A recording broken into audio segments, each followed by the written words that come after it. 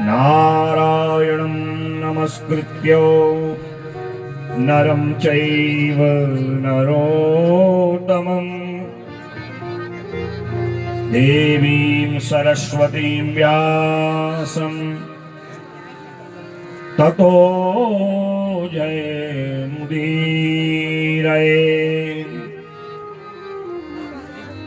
अखण्डमण्डलाकारं व्याप्तं येन चराचरं पदपदं दर्शितं येन तस्मै श्री गुरवे नमः। सरस्वती महामाये विद्ये कमललोचने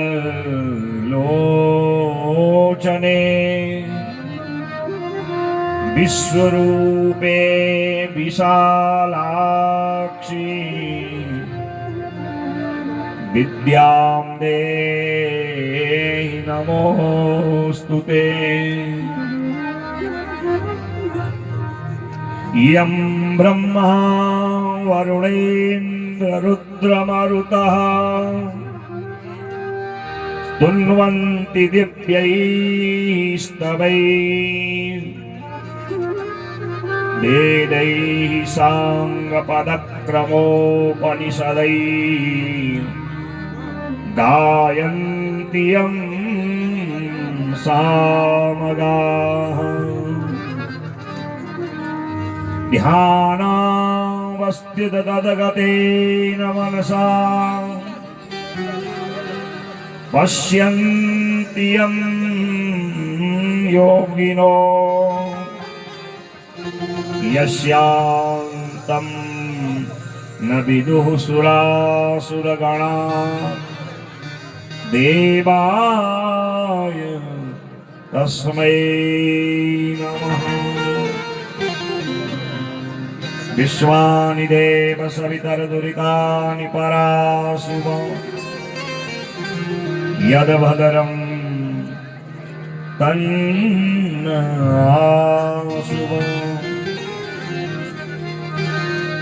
मेरी भवबाधा हरो श्री राधा नागरिसो जातन की झाई पड़े श्याम हरित जुकी हो।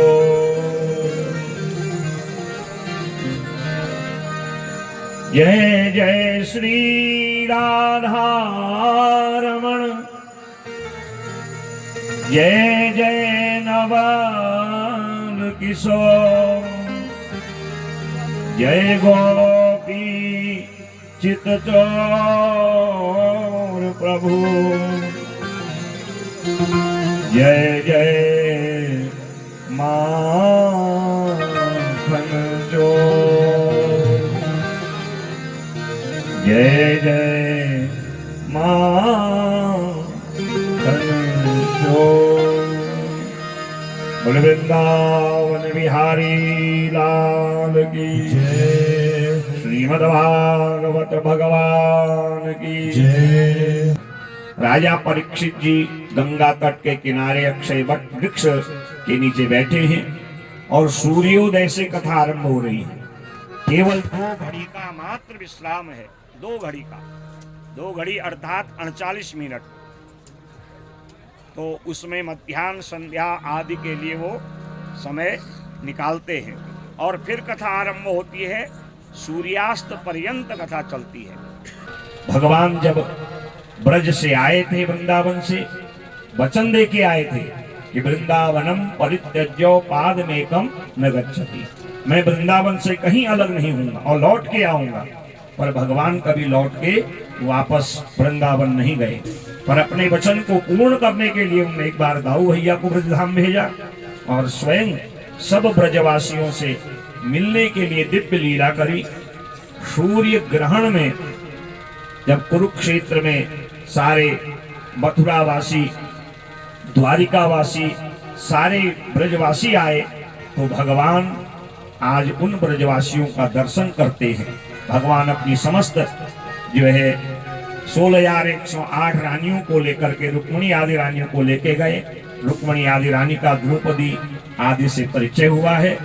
और जब मेरे द्वारिकाधीश को पता चला कि मेरे बाबा नंद यशोदा भी आए हैं, तो भगवान ने समस्त ब्रजवासियों से जो है मुलाकात की और बाबा नंद यशोदा के पास दौड़ के गए, जैसे छोटे बच्चे जाते हैं, दंडवत प्रणाम किया। और बाबा नंद यशोदा भगवान की दिव्य छवि को देख करके उनकी जितनी आकुलता व्याकुलता थी आज शांत हो गई। बस एक शब्द निकला है मुंह से, कन्हैया तू आ गया, तूने बहुत बढ़िया किया। कुछ संत कहते हैं कि भगवान की दिव्य छवि को देख करके नंद यशोदा भगवत रूप को प्राप्त हो गए। कुछ विद्वान आचार्य कहते हैं आज भी नंद यशोदा ब्रज धाम में कन्हैया की लौटने की तैयारी में है।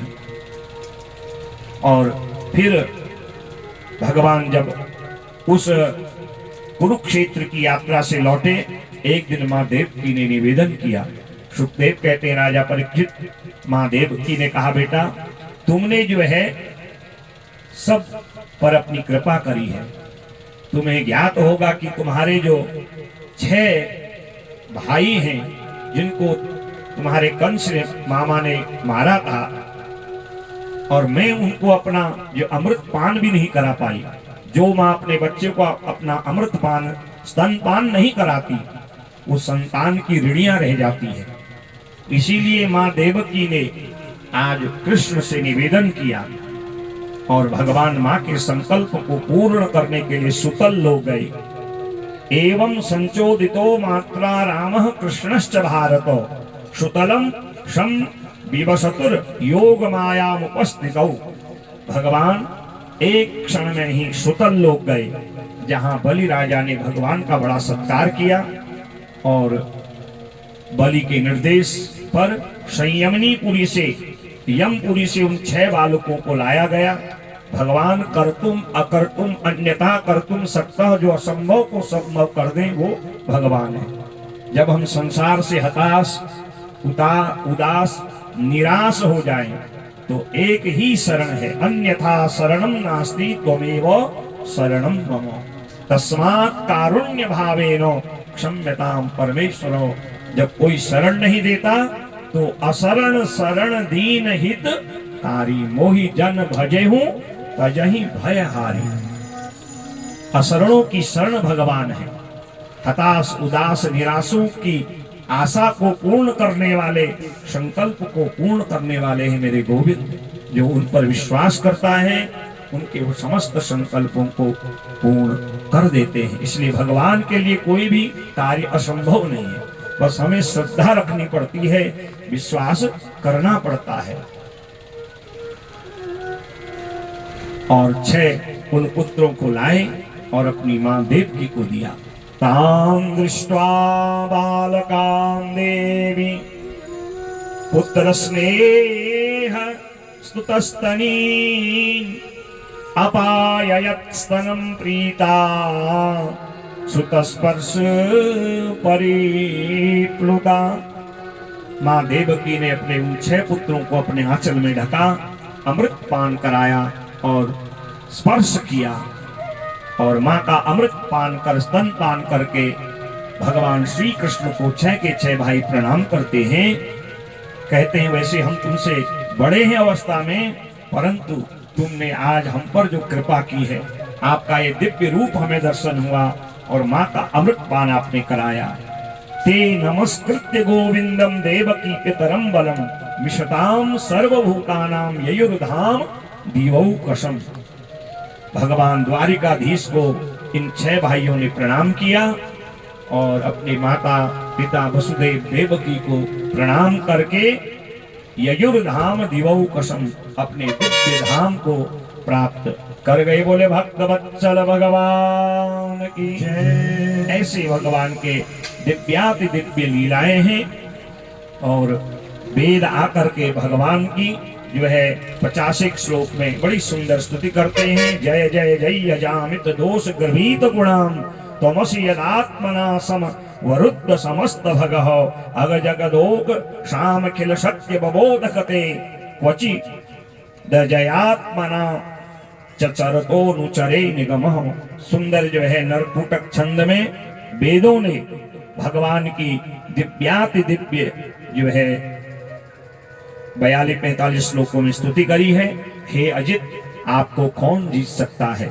आप अपनी संसार में मोहित करने वाली, संसार के जीवों को फंसाने वाली माया से संसार के जीवों को फंसाते हो, परंतु जो आपके स्वरूप का चिंतन करते हैं, आपके लीलाओं का गुणानुवाद वाणी से प्रस्तुत करते हैं, कानों से आपकी कथा को सुनते हैं, मन से आपका चिंतन करते हैं, ऐसे अपने भक्तों पर आप अपनी माया का प्रभाव नहीं होने देते हैं।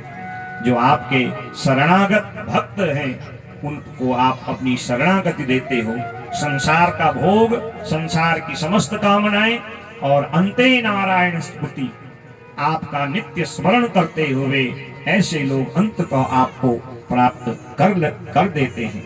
इसलिए हे अजित, अजित माने जिसको कोई पराजित नहीं कर सकता। बड़ी दिव्य स्तुति करी है। एक अध्याय में दृकासुर भस्मासुर की कथा है और एक अध्याय में भगवान के जितने भी यदुवंशी हैं उनके निमित्त उनकी शिक्षा दीक्षा का वर्णन। उग्रसेन महाराज की जो सेना थी उसकी संख्या थी 1 नील। तो ये सारा जो है सारे रानियों के लिए उतने महल, पुत्र पौत्रादियों की शिक्षा दीक्षा आदि, ऐसे भगवान 100 वर्ष तक हे राजा परीक्षित द्वारिका में नित्य लीला करते हैं। और क्या होता है, जब ज्यादा भीड़ होती है तो विवाद होने का भय रहता है। तो इसलिए विवाद न हो, हम निर्विवाद रहें। तो जब समूह ज्यादा हो तो ज्यादा से ज्यादा भजन करना चाहिए। कोई बात को छेड़े तो प्रयास करो, यदि वो विवाद वाली बात है उसकी शांति करो। विवाद को बढ़ाओगे तो केवल हानि ही होगी।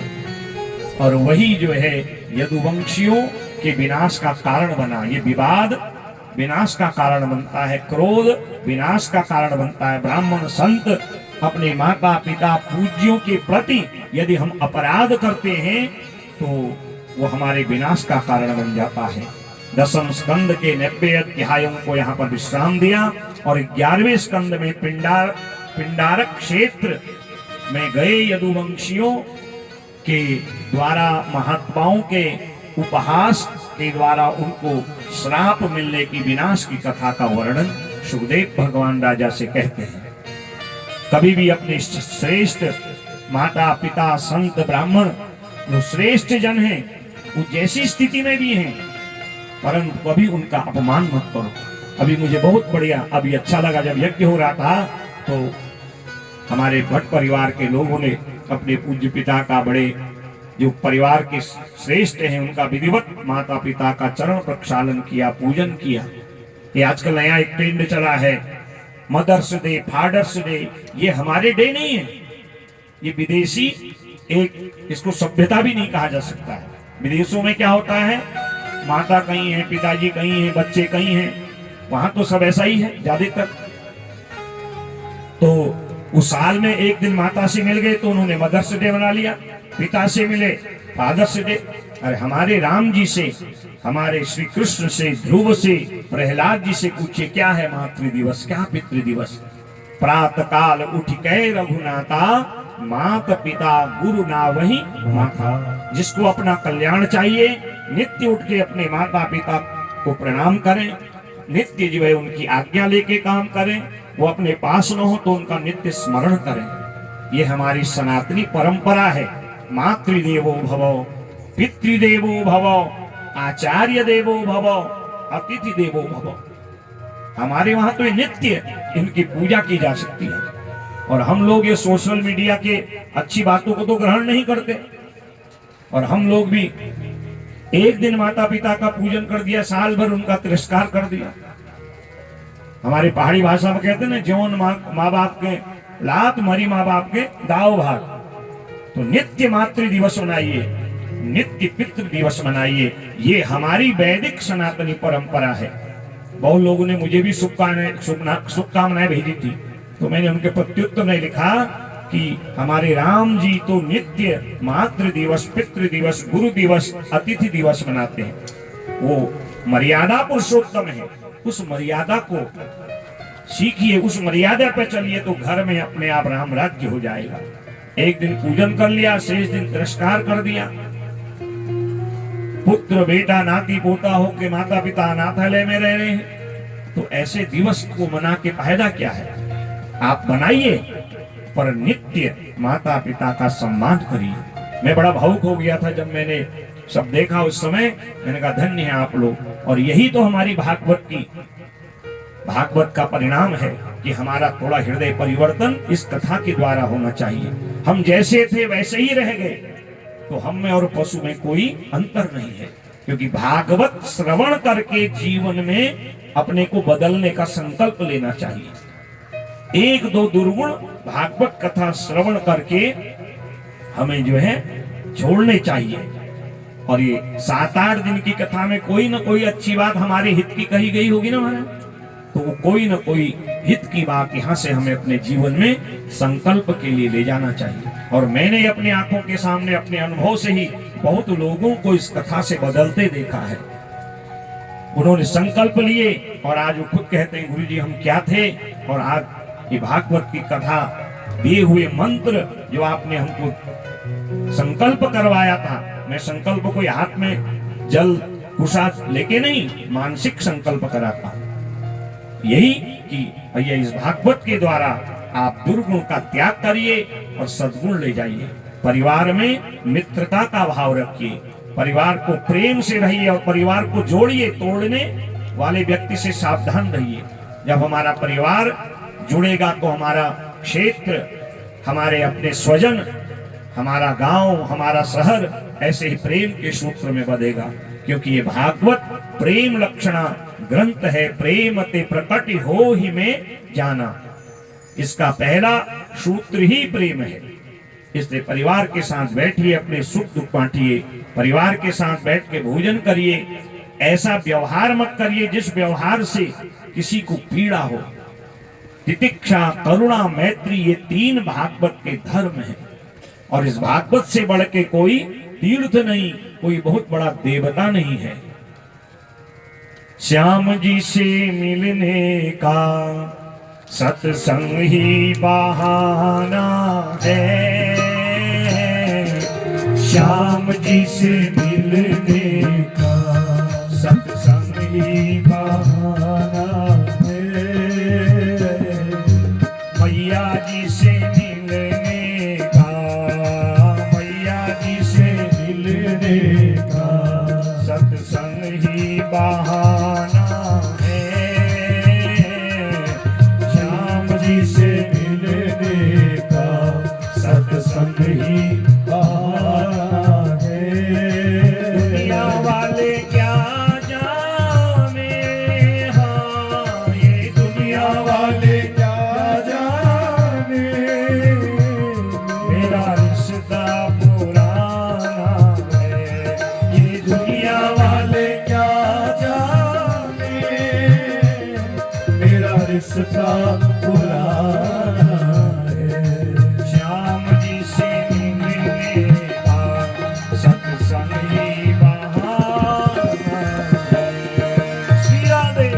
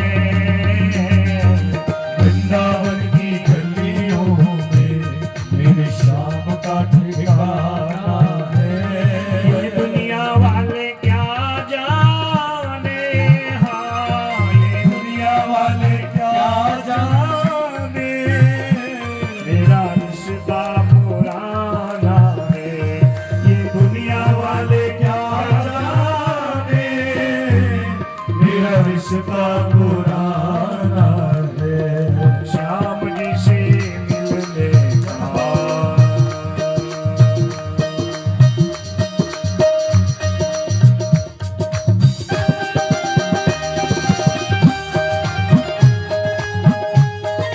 दोनों हाथ से सेवा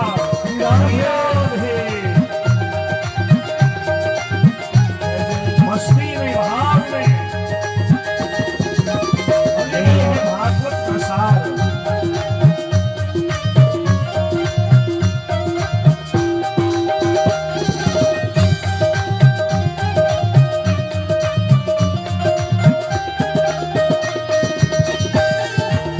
चंदा में ढूंढा उसे, हाँ, सूरज में पाया है। चंदा में ढूंढा उसे, सूरज में पाया है। चंदा में ढूंढा उसे, सूरज में पाया है।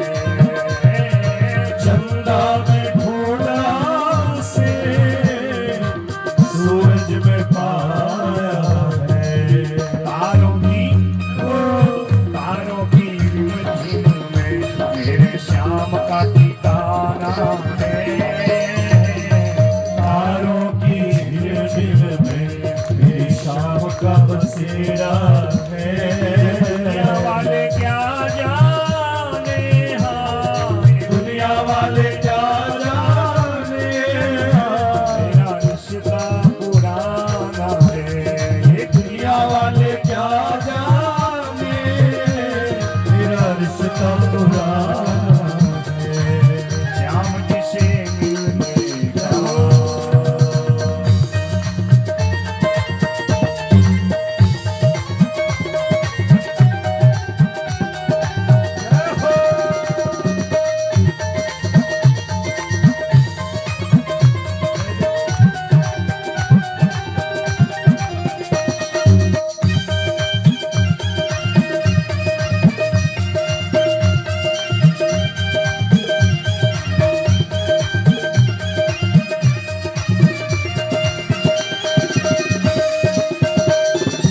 ग्वालों में ढूंढा उसे,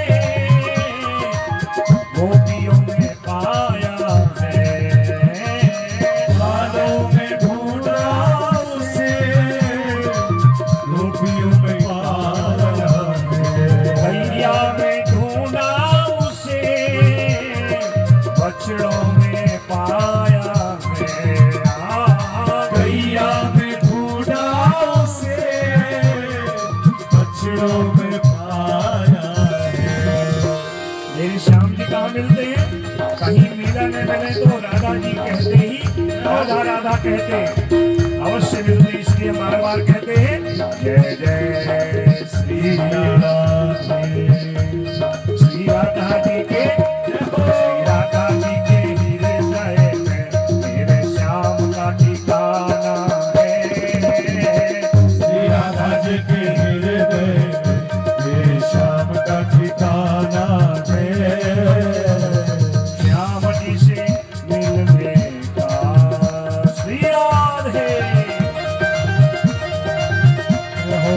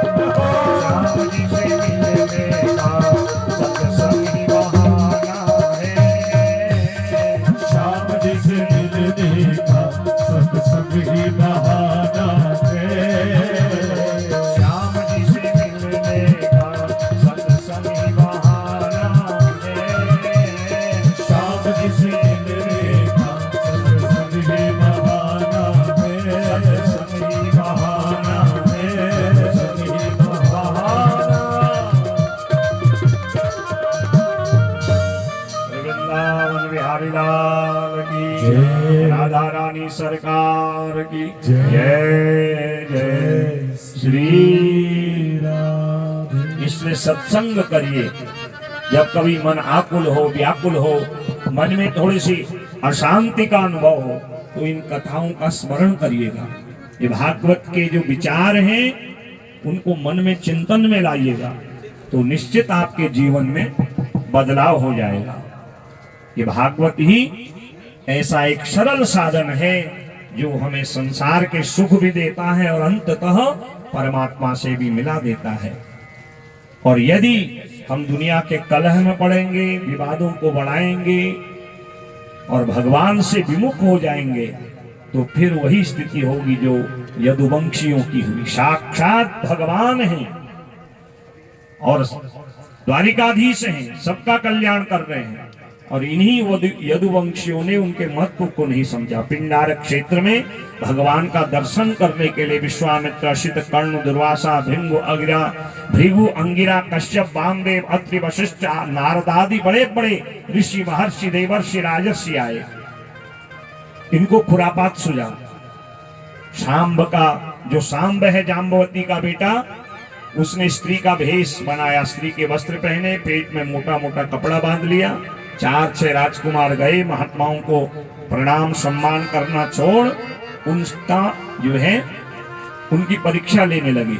ये कितने ध्यानी योगी हैं। कभी किसी संत महात्मा ब्राह्मण की जीवन में माता पिता की, कभी श्रेष्ठ पुरुष की परीक्षा मत लीजिए। किसके अंदर कितना ज्ञान है कोई नहीं जानता, किसकी कितनी भक्ति है, कितनी साधना है। एक चश्मे से देखने की आवश्यकता नहीं है।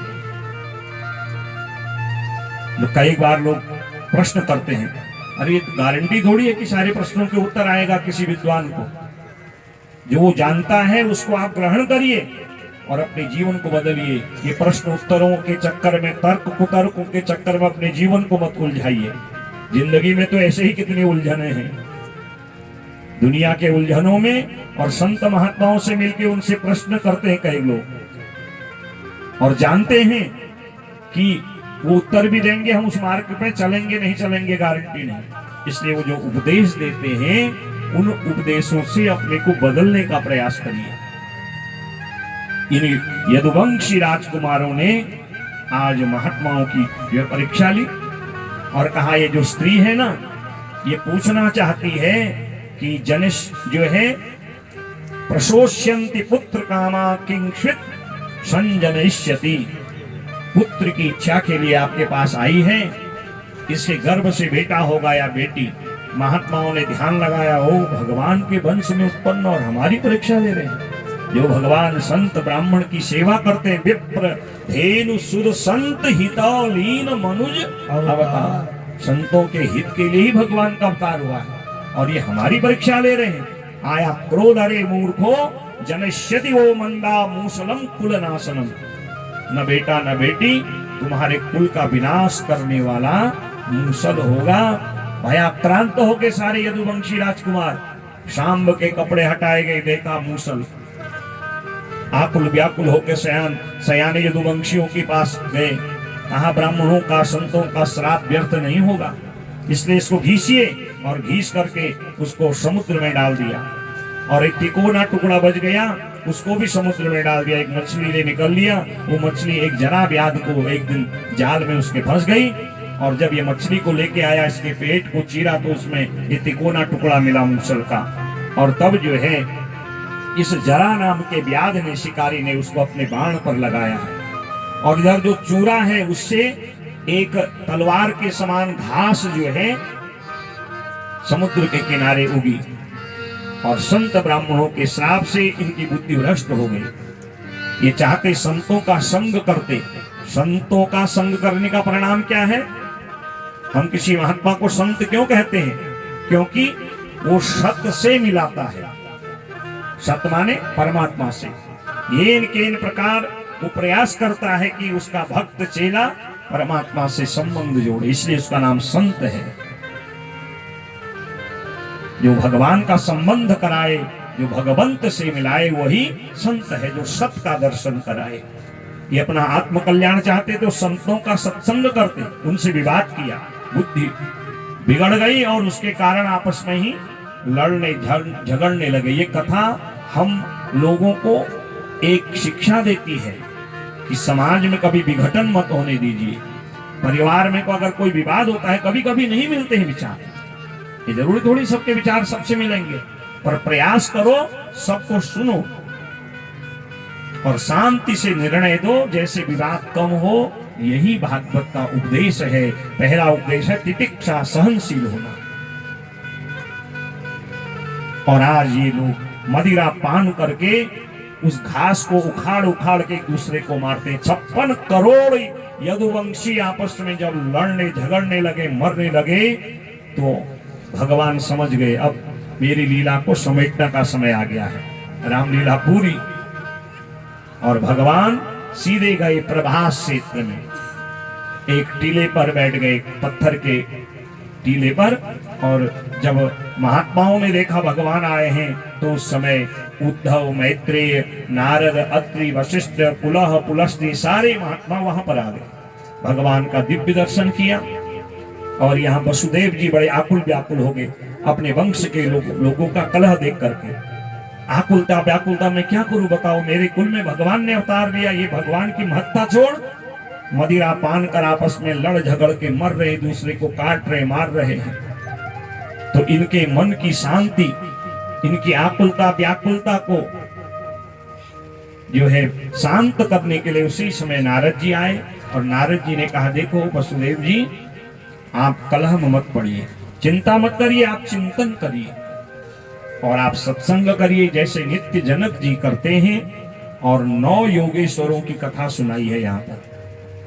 आपने पंचम स्कंद में ऋषभदेव भगवान के अवतार का वर्णन सुना। उनके भरत आदि 100 पुत्र थे, उसमें जो है 9 जो पुत्र हैं वो योगेश्वर बड़े ज्ञानी बन गए थे।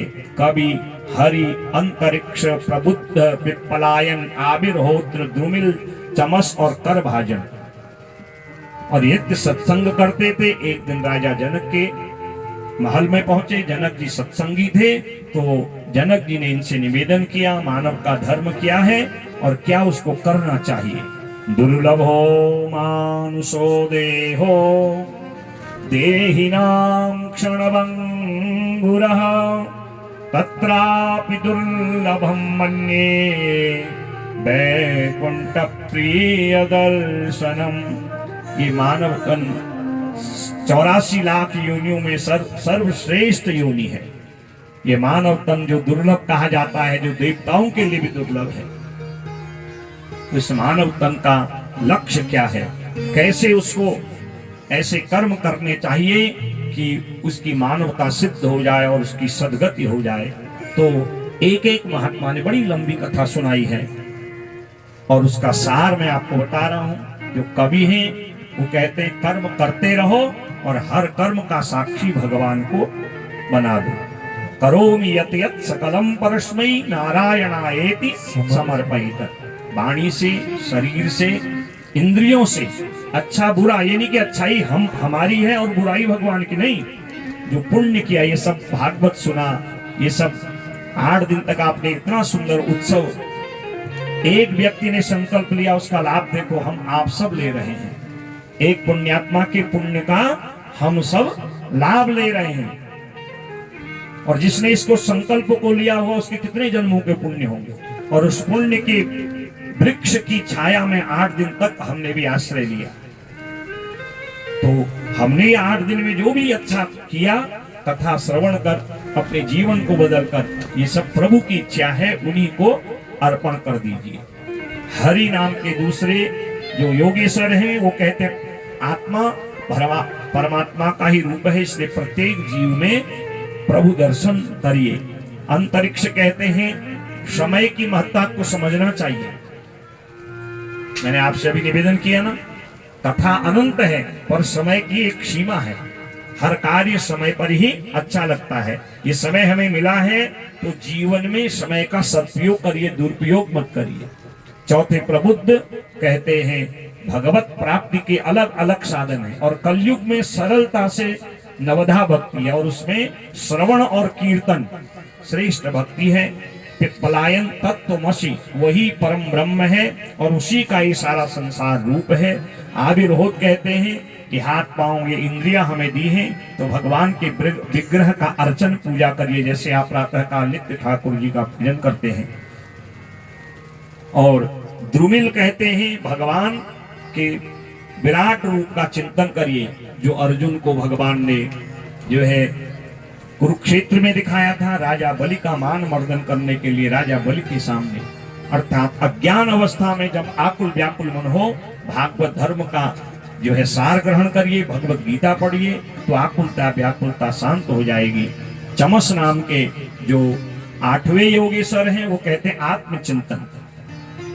हम दुनिया का बड़ा चिंतन करते हैं, आने वाले समय के लिए, बच्चों के लिए, परिवार के लिए, संपत्ति का, धन का, दिन रात इसका क्या होगा, उसका क्या होगा, आगे ये सारी योजना बनाते हैं, ये सारा चिंतन करते हैं ना संसार का, और संसार में ही बच जाते हैं। इसलिए थोड़ा थोड़ा चिंतन भगवान का भी करिए, अपने आप को पहचानिए।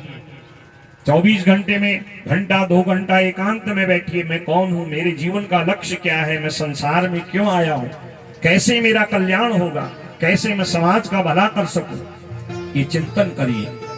और 9वें जो करभाजन योगेश्वर हैं, वो 4 युगों में भगवान की भक्ति का स्वरूप बताते हैं। सतयुग, त्रेता, द्वापर में बड़े बड़े यज्ञ, बड़ी बड़ी साधना, बड़ी बड़ी तपस्या, और कलयुग में जो है भगवान के पावन नाम संकीर्तन की महत्ता बताते हैं। और ऐसे जो ये 9 योगेश्वर हैं, ध्येयं सदा परिभवग्नमभीष्टदोहम् तीर्थास्पदं शिवविरञ्चिनुतं शरण्यं भृत्यार्तिहं प्रणतपालभवाब्धिपोतं वन्दे महापुरुषते चरणारविन्दम्। इन महापुरुषों को प्रणाम किया। हे वसुदेव जी, नारद जी कहते हैं आप भी इन्हीं 9 योगेश्वरों के ज्ञान का अनुकरण करिए। वसुदेव जी को बड़ी शांति हुई, चिंतन किया, और भगवान जब प्रभास में आए तो उन्होंने उद्धव आदि को भगवत स्वरूप प्रदान किया है। 1-2 अध्याय में भगवान दत्तात्रेय के अवतार की कथा, और उनके द्वारा पृथ्वी, वायु, आकाश, जल, अग्नि, चंद्रमा, सूर्य, कपोत, अजगर, सिंधु, पतंग, मधुमक्खी, गज, इस प्रकार जो है ये 24 गुरुओं की दिव्य जो है कथा है। और मनुष्य को क्या करना चाहिए, क्या नहीं करना चाहिए, ये सारा विस्तार राजा परीक्षित को सुखदेव भगवान ने बताया है। और वही बात आज बताई जो प्रभास क्षेत्र में आकुल व्याकुल महात्माओं के मन को शांत करने के लिए। उद्धव जी की आकुलता व्याकुलता बढ़ गई कि अब भगवान इस धराधाम को छोड़ के जाएंगे, हमारा क्या होगा, कलयुग का क्या होगा। और तब उद्धव सहित सभी महात्माओं को भगवान ने दिव्य ज्ञान दिया है 12-14 अध्यायों में। इसमें 3 ज्ञान प्रमुख है, ज्ञान योग, निष्काम कर्म योग और भक्ति योग। बड़ा इनका बड़ा विस्तार है। और आज उद्धव, मैत्रेय आदि आकुल व्याकुल हो जाते हैं। इधर यदुवंशी आपस में लड़ करके मरने लगते हैं। शेष 50-100 ही यादव बच जाते हैं 56 करोड़ में से। बताओ कैसा विनाश हुआ होगा। जहाँ को प्रभु दारुण दुख दीनी ताकि मति पहले, हमारी मति में यदि चंचलता आ रही हो, हम अच्छे कार्य की बजाय बुरे कार्य की ओर बढ़ रहे हो, हमारा मन संसार के विषयों के लिए यदि आकुल व्याकुल हो रहा हो, तो समझ लेना कि हमारा समय बुरा आने वाला। इसलिए बुरे समय को सुधारने के लिए सत्संग करिए। सरलता से हमारा जो साहित्य है वो तो आजकल सब मिल जाता है। रामायण का पाठ करिए, हनुमान चालीसा का पाठ करिए, भागवत जी की कथा का चाहे आप हिंदी में ट्रांसलेट करके उसको पढ़ें, इंग्लिश में पढ़ें, जैसी आपकी इच्छा है, तो उससे आपका मन एकाग्र होगा। भगवान ने ये सारा ज्ञान दिया। उद्धव जी आकुल व्याकुल हो गए। भगवान कहते हैं आकुलता व्याकुलता शांत करने के एक सरल साधन है। मैं आज जो उपदेश आपको भागवत का दे रहा हूं, मैं राधा रानी सहित इसी भागवत में प्रवेश कर जाता हूं। ऋषियों ने प्रश्न किया था ना कि धर्मम कम शरणम गतः, कि उस धर्म का क्या हुआ। तो धर्म भगवान का ही रूप है। कृष्णो विग्रहवान धर्म, और वो जो धर्म रूपी श्री कृष्ण हैं वो भागवत जी में प्रवेश कर गए। बोले भागवत भगवान की जय हो। भगवान कहते हैं ये मेरा ज्ञान जो है मेरे ही स्वरूप का चिंतन कराएगा। जो भागवत जी के ग्रंथ का पूजन करेगा, भागवत के श्लोकों का उच्चारण करेगा, भागवत जी के श्लोकों को श्रवण करेगा, भागवत की कथा को सुनेगा, विशेष करके कलयुग के लोगों के लिए ये कलयुग जो कलयुग रूपी जो रोग है उसके लिए औषधि है। इसलिए निरंतर इसका रसपान करना चाहिए। और सारे महात्माओं को भगवान ने उस प्रभास क्षेत्र से विदा किया। सुखदेव कहते हैं राजन, और उसी समय भगवान अपने जो है दाएं पांव के ऊपर अपना दायां पांव रखे हैं। भगवान के दाएं पांव के अंगूठा में एक मणि है जो कृष्ण सार मृग की आंख की समान चमकती है। और इधर बलभद्र भगवान रामः समुद्र बेलायाम योगमास्ताय पौरुषम तत्याज लोकम मानुष्यम संयोजात मानमात्मनि। और भगवान बलभद्र प्रातः काल की बेला में, क्योंकि वो शेषाशायी स्वरूप है, शेषनाग के अवतारी हैं, और समुद्र में प्रवेश कर गए और जहां से आए थे वहीं अपने लोक को प्राप्त हो गए। बोले बलभद्र भगवान की जय। सब महात्माओं को भगवान ने विदा किया। आज उद्धव जी आकुल व्याकुल बद्रीनाथ की ओर आए भगवान की चरण पादुका को लेके, और भगवान ध्यान में, राधा जी के ध्यान में नेत्र बंद किए हैं। उसी समय यह जरा नाम का व्याध आया जिसके बाण पर तिकोना लोहे का मूसल का टुकड़ा था। भगवान के चरण को मृगसार मृग की आंख समझ के बाण मार दिया, क्योंकि भगवान जानते हैं ये महात्माओं का दिया श्राप है, इसको मुझे स्वीकारना पड़ेगा, क्योंकि भगवान भी यदुवंश में अवतार लेके आए हैं। तो ब्राह्मण और संतों के श्राप को प्रसाद रूप में उन्होंने स्वीकारा है। ये बाण भगवान को लगा। जरा नाम का जब याद आया हो मैंने ये क्या कर दिया, और वो भीतः पपात शिरसा पादयो रसरत विषः, भयाक्रांत होके भगवान के चरण को पकड़ लिया। भगवान कहते चिंता मत कर, तुझे मेरा दर्शन करते ही मैंने तुझे निर्भय कर दिया। तेरा मेरा हिसाब बचा था तेरा त्रेता युग से। तू बाली था जब मैंने तेरे को छिपके बाण मारा था, तूने अनीति अधर्म किया था इसलिए मारा था। तब तूने प्रश्न किया था कि मेरा भाई तो तुम्हारा प्रिय हो गया और मैं तुम्हारा बैरी हो गया, और मेरे को ऐसे छिपके बाण मारा तुमने। तो वो जो ऋण था आज उस ऋण से मैं उऋण हो गया हूं। तूने मुझे बार मार दिया, और मैं तुझे दुर्गति नहीं सदगति दूंगा। तन्मासु जहि वैकुंठम पापमानम मृगलुब्धकम। तूने अनेक पशु पक्षियों की निर्जीवों की हत्या की है, उससे तू बड़ा पापी हो गया, परंतु आज मैं तुझे अपने दर्शन से निष्पाप करता हूं। हे जरा व्याध, अब तू वैकुंठ का अधिकारी हो गया। बोले भक्तवत्सल भगवान की जय। भगवान ने अपने चालक जो रथ चलाते हैं ना दारुक, उनको भेजा द्वारिका, कहा जाओ 1 हफ्ते में द्वारिका जल में डूब जाएगी। जो आज हम द्वारिका देखते हैं ये 1200-1250 वर्ष पहले पूज्यपाद शंकराचार्य महाराज जी ने इसकी जो है स्थापना की थी, और जो द्वारिका भगवान की थी भगवान के जाते हुए डूब गई। आज जो ये वैज्ञानिक लोग हैं जो पुरातत्व विभाग वाले खोज करते हैं, समुद्र में द्वारिका के अवशेष उनको आज मिल रहे हैं, जिस द्वारिका को मेरे गोविंद ने डुबोआ था। और यह दारुक आकुल व्याकुल होता है, भगवान आपके बिना मैं कैसे रह सकता हूँ। कहा हम जो तुम्हें निर्देश दे रहे हैं उसका पालन करिए। और दारुक जो है द्वारिका गए और भगवान का ये संदेश दिया, और भगवान के लिए दिव्य गोलोक से एक विमान आया जिसमें राधा रानी सहित बाल बाल गाय बछड़े हैं। घंट घड़ियाल बजने लगे। लोकाभिरामां स्वतनुं धारणा ध्यान मंगलम योग धारणया ज्ञेया दग्ध्वा धामा विशस्वकम। दिव्य विमान आया है। भगवान का कोई पांच भौतिक शरीर नहीं है। जैसे सोने को जला करके फिर सोने का आभूषण बना दिया जाता है, सोना नहीं जलता, उसका जो है उसकी गंदगी जलती है। भगवान का देह कोई मानवीय पांच भौतिक नहीं है। वो लीला वश अलग अलग अवतारों में आते हैं और लीला संवरण करके फिर अपने लोग को प्रस्थान कर जाते हैं। घंट घड़ियाल नगाड़े ढोल आनक दुंदुरियां बजने लगी और गोविंद भागवत में प्रवेश कर राधा रानी सहित अपने गोलोक को प्रस्थान कर गए।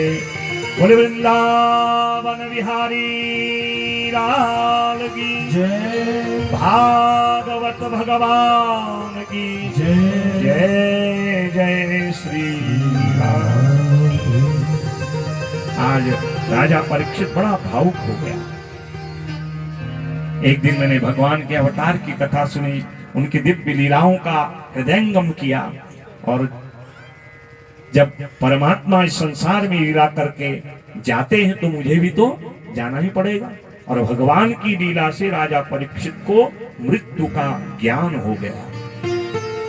सुखदेव कहते हैं, राजन, भगवान जैसे ही अपने लोक को गए उसी समय कलयुग आया और इसी कलयुग ने तेरी बुद्धि को बिगाड़ दिया।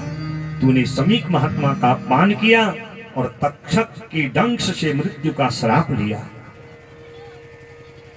तू बड़ा भाग्यशाली है। तेरे पूर्वज भगवान के भक्त थे और उन्हीं की भक्ति का ये परिणाम है कि तूने आज भागवत कथा का अधिकार प्राप्त कर लिया है। और फिर 12वें स्कंद में जो है कलयुग के राजाओं का जो है वर्णन किया कि जो बृहदस्व का पुत्र जरासंध था, जिसको भगवान ने भीमसेन के द्वारा मराया, उसके बाद जो है सहदेव उसका बेटा राजा बनेगा। ऐसे आगे को चलते रहेगा। फिर उस पुरंजन का जो मंत्री पुत्र प्रद्योत है। इस प्रकार ये सारी कथा बताई कि नंद वंश, चंद्रगुप्त वंश, अशोक वंश, 3800 वर्ष तक इन वंशों का राज्य चलेगा। ज्यों ज्यों कलयुग बढ़ेगा लोगों की बुद्धि विपरीत होते जाएगी। विपरीत बुद्धि उनकी होगी जो सत्कर्म नहीं करेंगे, दान नहीं करेंगे, तीर्थ नहीं करेंगे, व्रत नहीं करेंगे, भागवत की कथा नहीं सुनेंगे। और ऐसा न करने से घर में समाज में अशांति फैलेगी। धीरे धीरे मनुष्य बढ़ेगा और उसकी आयु कम होगी। कलयुग का प्रभाव बढ़ेगा, आयु कम होगी। 25-30 साल की अधिकतम आयु हो जाएगी। छोटे छोटे वृक्ष में चढ़ने के लिए सीढ़ी लगाना पड़ेगा। 10-12 वर्ष में माता पिता बनने का सुख मिल जाएगा। और धीरे धीरे जब कलयुग अपना प्रभाव डालेगा, यदा चंद्र सूर्यश्च तथा तिष्य बृहस्पति एकराशो समेष्यन्ति तदा भविष्यत्कृतं। जब भयंकर 4,32,000 वर्ष का कलयुग अपनी परम चरम सीमा पे होगा तो सूर्य चंद्रमा बृहस्पति जब पुष्य नक्षत्र और एक राशि में आएंगे, एक चरण में तीनों की स्थिति एक होगी, तो तब संभल ग्राम में भगवान नारायण कल की नारायण के रूप में अवतरित होंगे। 3 रात्रि 3 दिन में अश्वारूढ़ होकर के अपने हाथ में खड्ग लेकर के दुष्ट पापियों का अंत कर धर्म की स्थापना करेंगे। हे राजन, भले ही कलयुग में बहुत दोष हैं, कलेर दोष हे राजन यस्ति एको महान गुण। कलयुग में बहुत दोष हैं, परंतु इसमें एक श्रेष्ठ गुण है। जो भगवान की परम भक्ति करेगा, भजन करेगा, भगवान की कथा को सुनेगा और काम करते रहो, नाम जपते रहो, यही भागवत का मूल मंत्र है। और भागवत का मूल जो सार है, ओम नमो भगवते वासुदेवाय। काम भी करते रहो और इस मूल मंत्र को जपते रहो। कलयुग आपकी बुद्धि को कभी नहीं बिगाड़ेगा। 1 वर्ष तक इसका अनुभव करके देखिएगा। फिर कभी हम मिलेंगे तो आप कहना कि भाई आपने तो कहा था और हमारे जीवन में अंतर नहीं आया। पर प्रयत्न करना पड़ेगा। और जिन्होंने प्रयत्न किया है उन पर भगवान की कृपा बरसी है। आपका प्रयत्न अनेक जन्मों का था, तब आप यहाँ बैठ के कथा सुन रहे हो। ये कथा सबके भाग्य में नहीं, कई लोग आकर के कथा नहीं सुन पाते हैं। कई लोगों को जो है कथा में विलंब हो जाता है, आना चाहते नहीं आ पाते हैं, क्योंकि जिसके भाग्य में नहीं है वो इस कथा का लाभ नहीं ले सकता। इसलिए हमको प्रभु की कृपा बरसे तो कलौ तदहरि कीर्तना, कलयुग में भगवान का पावन नाम गाते रहिए, काम करते रहिए और उनकी कृपा को प्राप्त करते रहिए। राजा परीक्षित को कलयुग की महिमा महात्म्य बताया, बता राजन अब तुझे क्या सुनना है, और एक अध्याय में अंतिम उपदेश दिए। क्या तुझे भय है मरने का? क्योंकि मरेगा तू नहीं, इसलिए तू अपनी इस शूद्र बुद्धि से ये बात निकाल दे, तू मरेगा नहीं, शरीर मरेगा। शरीर तो पहले से ही जो है क्षिति जल पावक गगन समीरा पंचरति रचित यह अधम शरीरा, कि पांच तत्व में विलीन हो जाते हैं, और जैसे जैसे देह ने कर्म किए होते हैं उसी के अनुसार आत्मा को वैसा देह मिलता है। पशुवत कर्म करोगे, पशु देह में आत्मा जाएगी, फिर कष्ट भोगोगे। नारकीय कर्म करोगे, ये आत्मा नरक की यातना भोगेगी।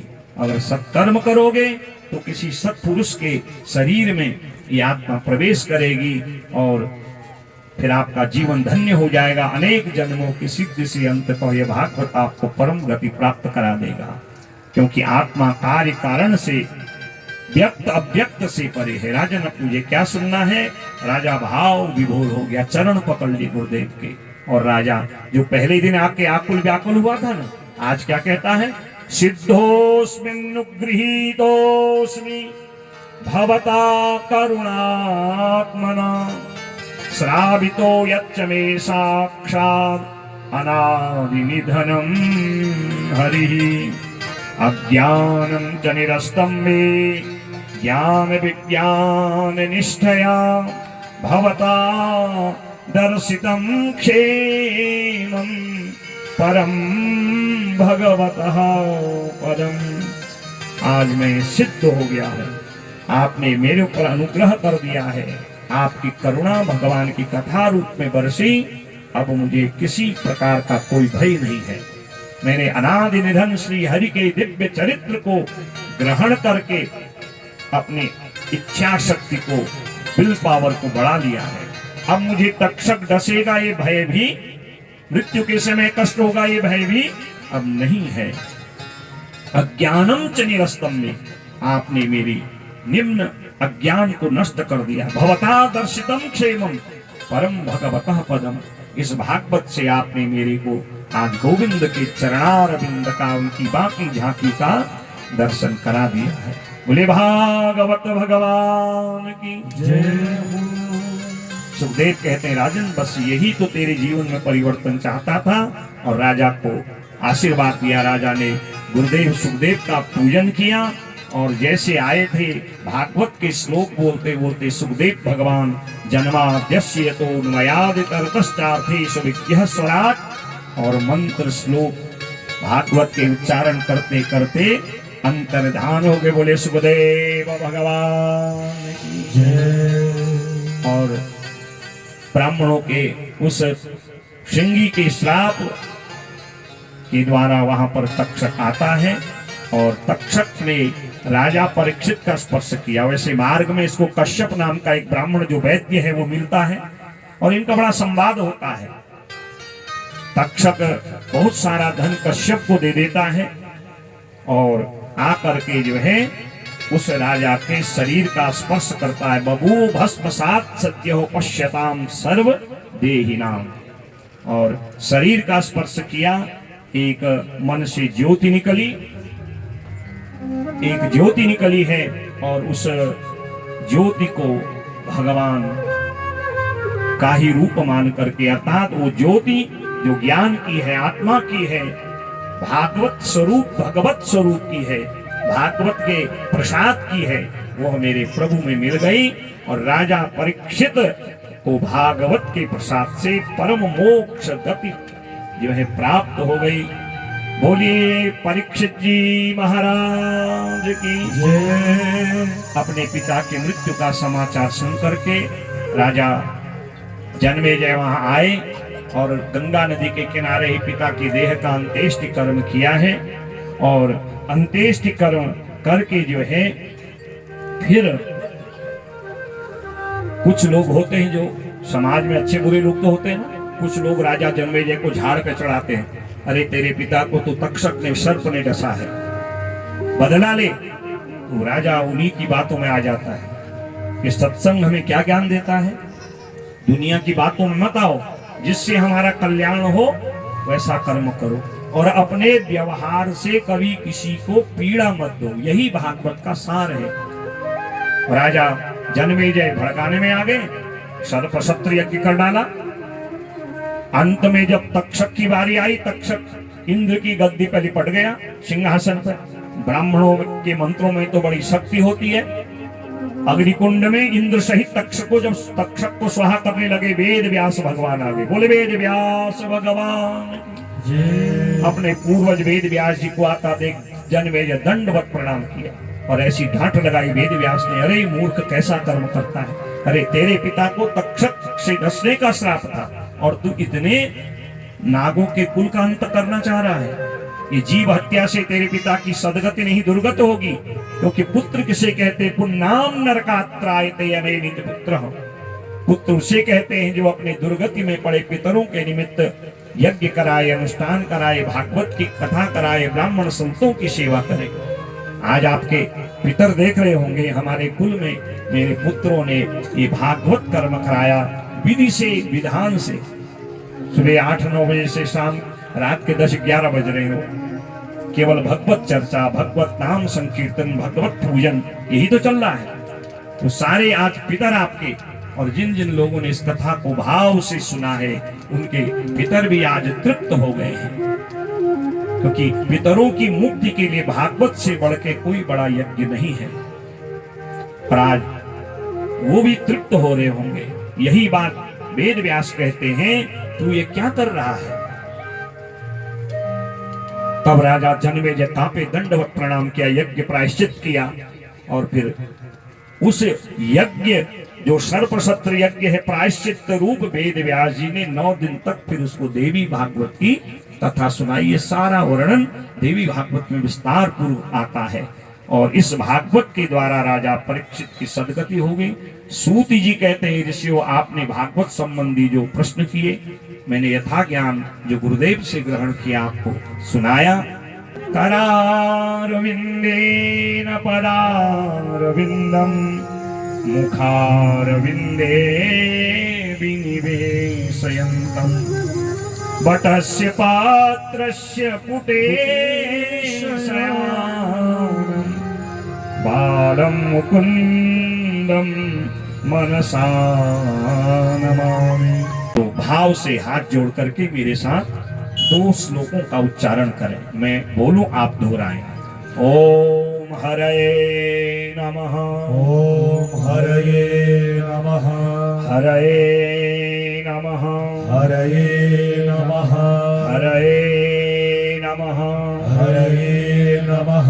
भवे भवे भवे भवे यथा भक्तिः यथा भक्तिः पादयोस् तव जायते तव जायते तथा कुरुष्व तथा कुरुष्व देवेश देवेश नाथस्त्वं नो नाथस्त्वं नो यतः प्रभो यतः प्रभो नाम संकीर्तनम् नाम संकीर्तनम् यस्य यस्य सर्वपाप प्रणाशनम् प्रणामो दुःखशमनस् तं नमामि हरिं परम् हरये नमः हरये नमः हरये नमः हरये नमः हरये नमः। हरये नमः। जिन श्री हरि नारायण के नाम संकीर्तन कथा से सर्व पाप प्रणाशम, सारे पाप नष्ट हो जाते हैं, ऐसे पापों के हरण करने वाले भगवान को हम प्रणाम करते हैं। बोले भागवत भगवान की। जय। ये भागवत एक कल्प वृक्ष है और इस कल्प वृक्ष का जो आश्रय लेते हैं उनको भागवत के समस्त फल प्रदान कर मिलते हैं। पहला फल है निर्भयता, दूसरा फल है निसंदेहता, तीसरा फल हृदय में प्रभु दर्शन, चौथा सभी में प्रभु दर्शन और पांचवा परम प्रेम। ये भागवत के 5 फल हैं। आपने जिस संकल्प को लेकर के हमारे यजमान परिवार के द्वारा, भट्ट परिवार के द्वारा, इष्ट मित्र बंधु बांधवों के द्वारा जो है भागवत का संकल्प लिया गया, मैं अपने गोविंद से प्रार्थना करता हूँ, भागवत भगवान से उनके समस्त संकल्पों को सत्य करें। और जिस भाव से आपने मनोभाव से इस कथा को सुना, तम तम प्राप्नोति निश्चितम, वो भागवत का पुण्य फल आपको प्राप्त हो।